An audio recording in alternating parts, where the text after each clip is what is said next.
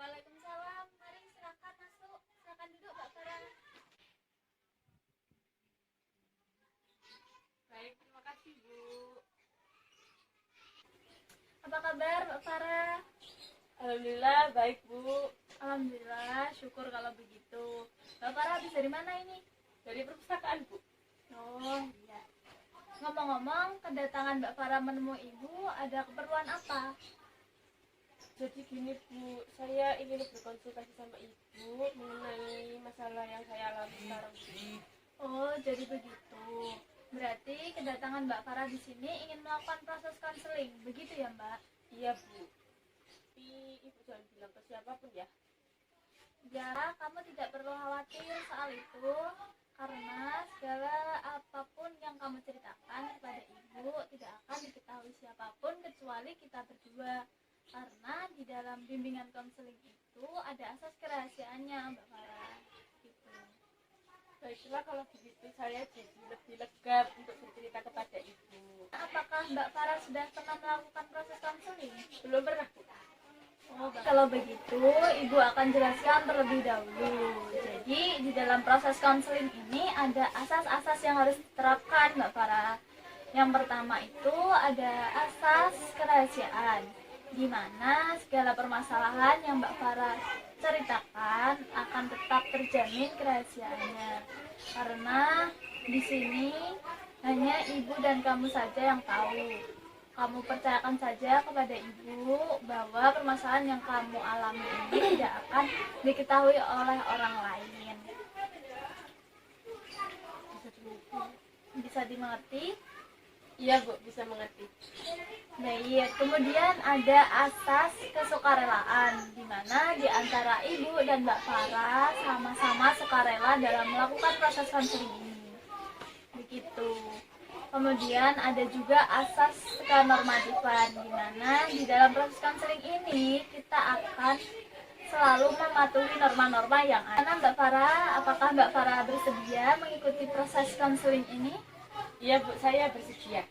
Baik, kalau begitu sekarang Ibu persilahkan Mbak Farah untuk menceritakan permasalahan yang Mbak Farah alami dan perasaan-perasaan yang mengganggu Mbak Farah selama ini. Jadi begini, saya merasa tertekan karena kedua orang tua saya itu selalu memaksa saya untuk menuruti apa yang mereka inginkan, terutama ayah saya. Mereka selalu memaksa saya, tapi tidak pernah mengetahui apa yang saya rasakan sebenarnya Bu. Kalau boleh tahu, kamu merasa tertekan terhadap kedua orang tua kamu itu dalam hal apa? Jadi beberapa hari kemarin kan ada penjurusan di kelas 10. Kemudian saya itu disuruh orang tua saya untuk masuk di jurusan perhotelan Bu. Padahal saya itu maunya di jurusan akuntansi.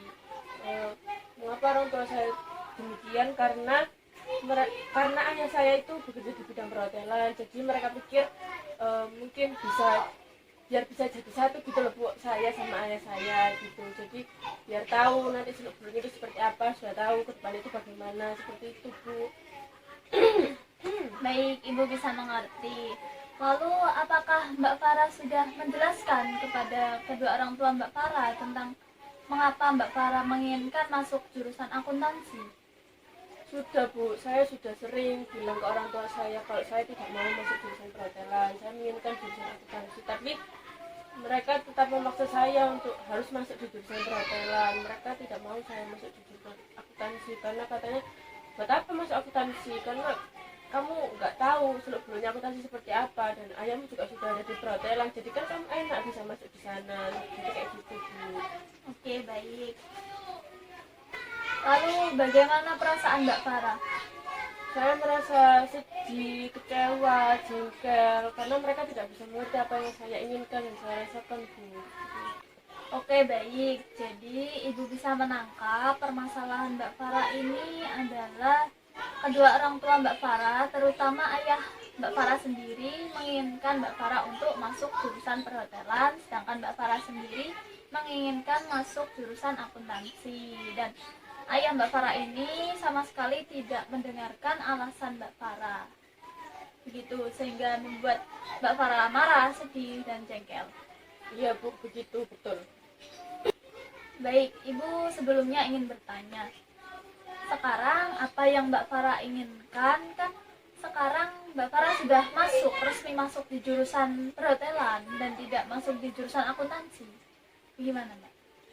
Saya hanya ingin merasakan diri saya itu tenang, nyaman, dan bisa melakukan sekolah dengan baik, Bu. Jadi agar saya tidak terus-terusan merasa cemas seperti itu.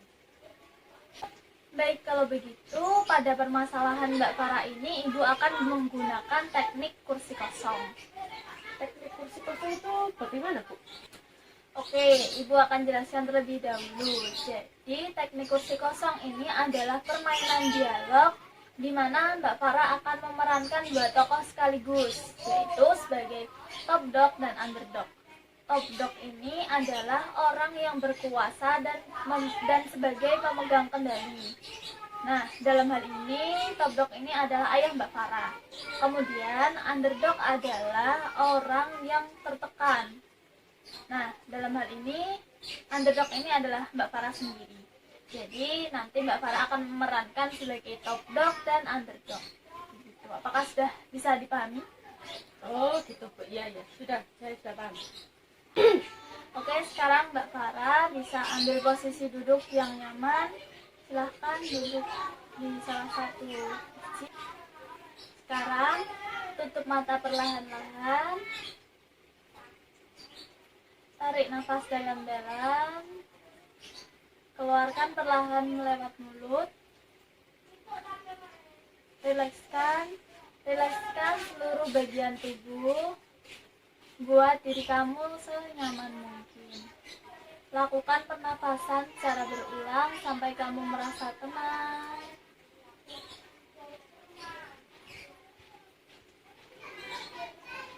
Kalau sudah, sekarang buka mata perlahan-lahan.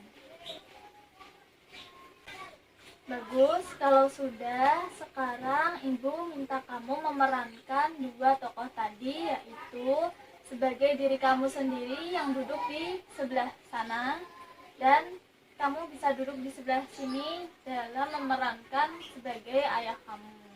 Sampai sini bisa dipahami? Iya, Bu, paham. Baik, silahkan dimulai. Ya, minggu depan ada penjurusan di sekolah. Bagus. Kalau gitu, kamu masuk di perhotelan aja ya.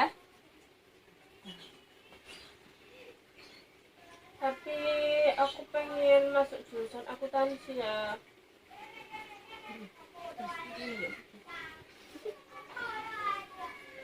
Buat apa sih masuk akuntansi? Ribet. Kamu juga gak tahu gimana itu prosesnya, prosedurnya nanti kamu lulus jadi apa. Kamu kan gak tahu nanti kalau di akuntansi. Tapi aku lebih suka di akuntansi ya, karena aku kan suka menghitung, aku suka angka-angka, jadi aku mau di sana. Dan aku juga tahu kok nanti aku lulusnya bakal kerja di mana, bakal jadi apa.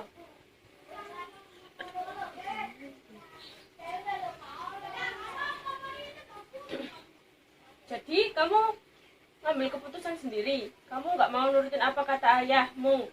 Kan selama ini ayah yang nyekolahin kamu, ayah yang biayain kamu. Kenapa kamu sekarang membantah apa kata ayah? Bukannya aku membantah ya, tapi kan aku juga berhak untuk memutuskan apa yang aku inginkan. Aku juga selama ini selalu menuruti apa kata-kata ayah. Aku juga gak pernah tuh bantah-bantah ayah sama ibu, tapi aku selalu menuruti. Tapi kenapa sekarang saat aku ingin memutuskan untuk memilih jurusan yang berbeda dengan kalian, kalian malah memarahiku? Kenapa?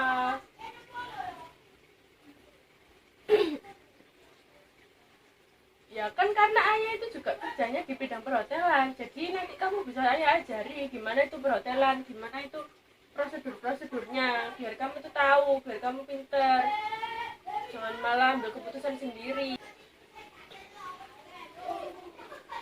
Tapi ya udah, nggak usah tapi kalau kamu tetap ngeyel masuk di jurusan akuntansi dan nggak mau masuk di perhotelan, ayah nggak akan mau biayai sekolah kamu, dan kamu silakan keluar dari rumah ini.